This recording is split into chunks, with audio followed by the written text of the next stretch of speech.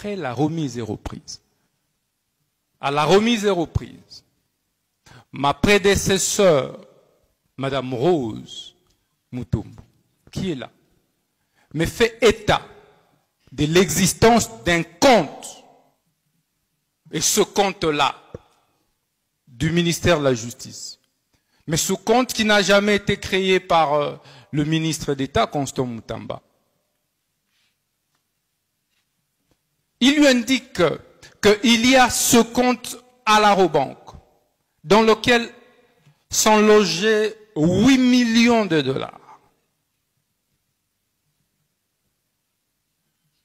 Intéressant. Mais d'où proviennent ces 8 millions de dollars? Je trouve que l'IGF contrôle ce compte ainsi que la CNRF. J'adresse une correspondance. De quoi s'agit-il? Ma prédécesseur, déjà, lors de la remise et reprise, m'indique, et cela est confirmé, que cela fait suite au paiement de l'indemnisation par l'Ouganda, à la suite de la condamnation par ce dernier, par la Cour internationale de justice, pour la guerre perpétrée par l'armée ougandaise dans la partie orientale, dont je suis moi-même victime. Direct. Parce que j'ai vécu toutes ces guerres, des années 90 à 2000, à Kisangani. Et comment on le gère? On me donne la grille de répartition, la lettre versée dans le dossier. Je demande une séance de travail après avec la CNRF. Il est là, le secrétaire exécutif Kisula Adler, qui me confirme la même chose, que voici comment, lorsque ce fonds arrive au regard de l'arrêt de la Cour, dans les pages 107, 108, 109 de l'arrêt, tout est dit, où l'on distingue, l'arrêt distingue, et en répartissant, en ventilant ce montant, selon qu'il s'agit de l'indemnisation individuelle, collective, des dommages environnementaux. Et à côté, il y a un décret qui crée. Ce décret a été pris avant la prise de cet arrêt d'ailleurs, et antérieur. Et on me sort également et l'arrêt et le décret.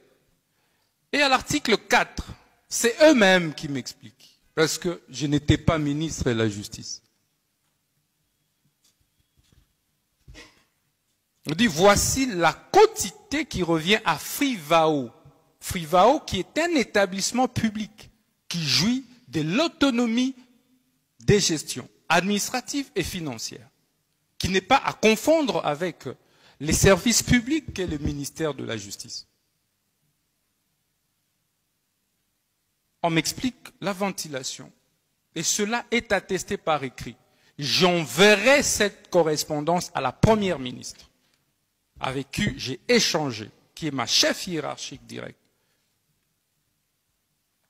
Et à la suite de cela, je vais présenter cette situation à la haute hiérarchie du pays. Après cette présentation en disant que j'ai trouvé 8 millions dans ce compte, mais au niveau des Frivao, voici la situation. Mais dans ce compte-là de 8 millions, au regard de la ventilation, il y a un reliquat, il y a un manquant de plus ou moins 16 millions de dollars, dont je n'ai pas vu les traces. Et pendant ce temps, le ministère public était ministère public. Et, Monsieur le Président, je l'ai saisi, j'ai saisi le ministère public. pour que on éclaircisse comment ce fonds avait été géré avant. Pourquoi? Parce que je veux trouver qu'une partie aurait servi à payer la SNEL. C'est 9 millions qui auraient servi à payer la SNEL. Et les preuves sont là. Je suis en train de répondre à la question magique du ministère public, Monsieur le Président. 9 millions. OK. Et le reste d'argent? Il y a urgence à construire de nouvelles infrastructures pénitentiaires. Depuis 1960, on n'a construit aucune prison, aucune maison d'arrêt. Toutes les prisons qu'il y a ont été construites avant 1960. Et pendant ce temps, la population a décuplé. Le nombre de criminels a décuplé. Les prisonniers meurent chaque jour par étouffement. Le ministère public ne sait même plus où envoyer des prévenus. Mais c'est pourquoi je pense, moi aussi, je suis libre en ce moment. Je comparais un homme libre parce que peut-être qu'il ne sait pas où m'envoyer. Parce que Makala est encore bondé de prisonniers. Au vu de ces urgences, il y a eu beaucoup de morts le 1er septembre 2024. Le Conseil de ministres, la haute hiérarchie va instruire. Mais après des séances de travail avec le ministère public, à travers une commission qui était mise en place, qu'il y a nécessité de procéder à la construction des nouvelles prisons et des maisons d'arrêt.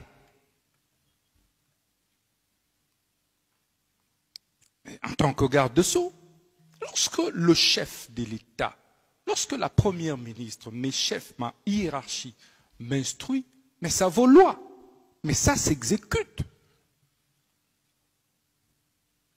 Je veux retourner dans mon bureau, et c'est là qu'on présente la situation des 8 millions. Mais dans le compte du ministère, il y a 8 millions auxquels on n'a pas touché. Je préfère, plutôt que de dilapider ces 8 millions, que ça serve à la construction d'une prison ou d'une grande maison d'arrêt, selon vos instructions, en plein conseil des ministres. Il sera décidé, parce que moi je proposais d'ériger une grande maison d'arrêt ici à Kinshasa, avec ce 8 millions au départ, pour régler d'abord rapidement cette question des surpopulations carcérales de Makala. C'est au Conseil qu'on dira non, puisque ce 8 millions viennent des activités illicites de l'armée rwandaise dans la partie Est, autant mieux construire ça à Kisangani. Voilà l'origine du projet. Et immédiatement, nous allons nous ruer. Je dis bien, c'est instruction. On n'a pas dit au ministère des ITPR, parce qu'un ministère est une autorité contractante. Je voudrais vraiment rappeler ça, aussi bien pour les marchés des travaux, des fournitures que des services. On instruit le ministre de la Justice à le faire. On s'emploie, on commence à chercher quelle est l'entreprise qui peut accepter à moindre coût de pouvoir travailler d'abord sur la première maquette que nous avions. J'ai effectué moi-même le déplacement à Kisangani. On a vu et le terrain. J'ai été là. Des terrains d'ailleurs. Un vers la rive gauche, à Osio, le centre pénitentiaire d'Osio, l'autre rive droite, non loin de l'aéroport. Et de là, Monsieur le Président, les entreprises, certaines, puisqu'il s'agit du gré à gré. Pourquoi gré à gré? Parce que, naturellement, la construction de la prison relève de la sécurité de l'État. On ne peut pas procéder par l'appel d'offres. C'est ce que dit la loi sur le marché public. C'est un marché spécial. Et on n'a jamais construit ça. Donc c'est une première expérience pour nous. On cherche alors, j'en viens pour savoir comment cet argent a quitté le compte du ministère pour être logé dans le compte de l'entrepreneur. Parce que c'est ça que, apparemment, on dit qu'il s'agit du détournement.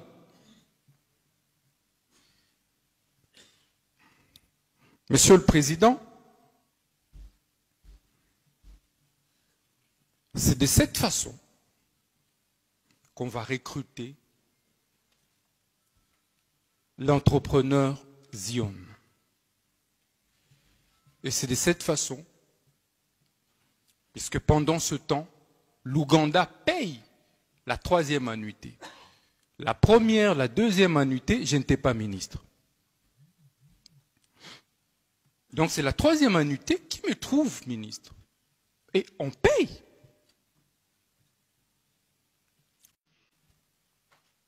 Pendant les 10 jours, l'autorité approbatrice a la latitude, parce que c'est la dernière phase de la censure. Et la loi me dit, 10 jours après, l'approbation est tacite. Bon, pour moi, étant donné qu'au mois de décembre, la première ministre m'avait encore écrit formellement, la lettre est dans les pièces, pour m'instruire d'accélérer le processus de construction des prisons, je me dis, ok, l'approbation est tacite, on y va alors. Mais je me rends compte, effectivement, que le contrat initial est de 39 millions. Alors on se dit, déjà avec la difficulté de financement, parce que j'ai un financement réel, c'est d'abord 19 millions.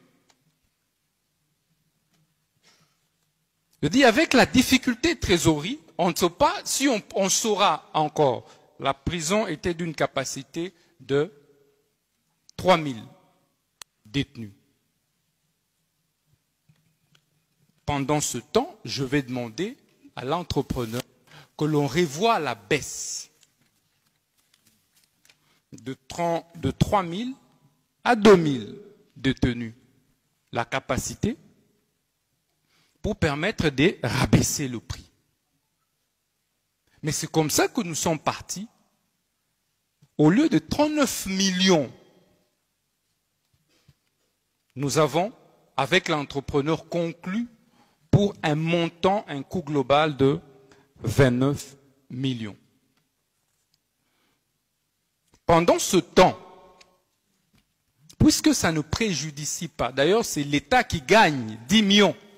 Si j'étais un petit malin, détourneur, j'allais laisser les 39 millions. Je dis non, je dois faire gagner à l'État 10 millions de plus. On en reste avec l'entrepreneur à 29 millions. Puisqu'il y a urgence, je rappelle que le gré à gré intervient en cas d'urgence.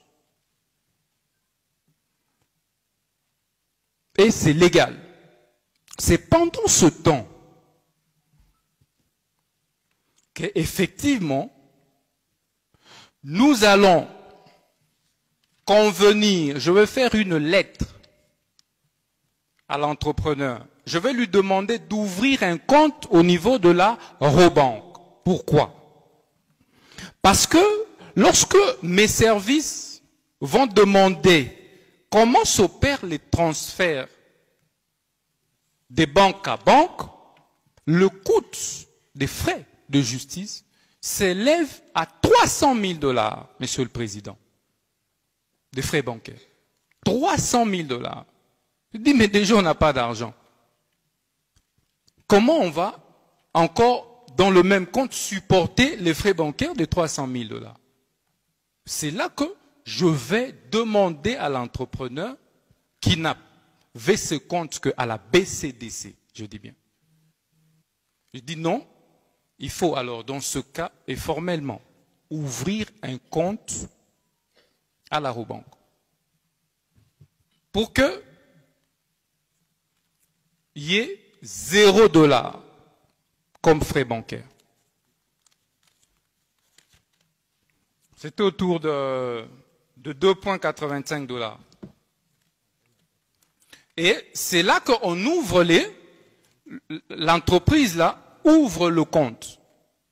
Et on ordonne en même temps, effectivement, j'ai signé cet ordre de paiement. Donc je voudrais vraiment rassurer le ministère public.